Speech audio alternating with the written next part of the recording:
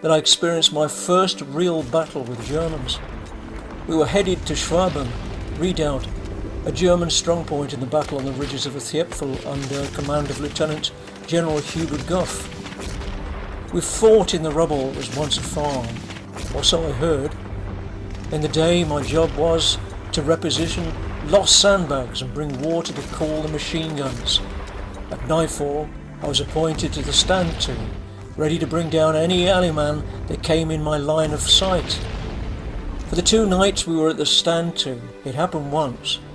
I was eating some bully beef, corned beef, with my friends Andrew, Ferris and Matthew. It was the last of the rations we were given as a group for the night.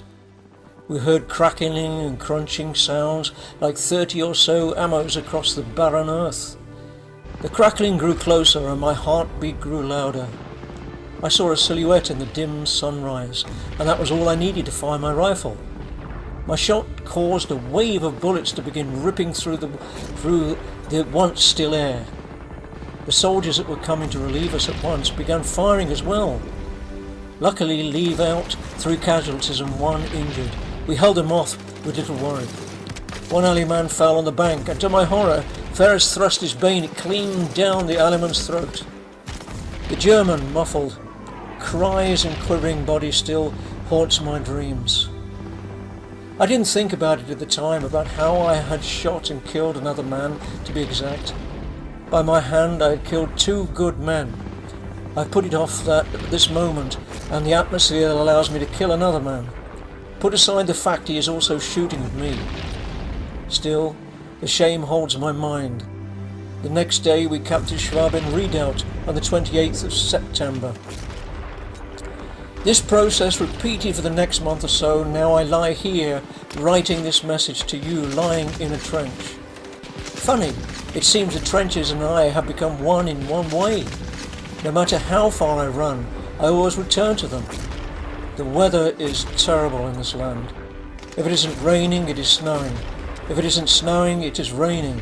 And if it is neither snowing nor raining, the sun is melting last night's snow. Luckily for me, everything is dry as I write my letter. It is just Matthew and I now.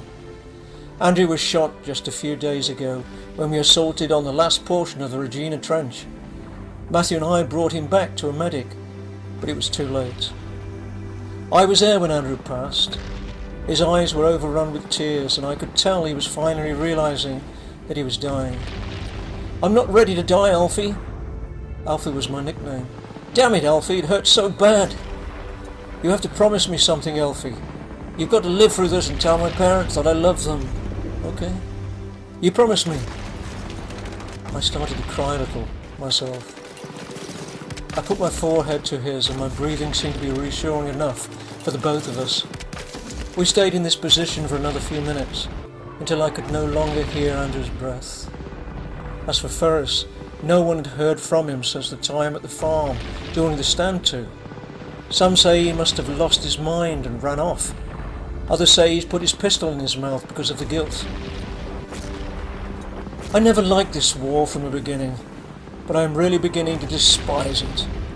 It has caused nothing but heartache and pain. 2 of my friends are dead, a countless number of lives taken, and the lives of those waiting at home destroyed.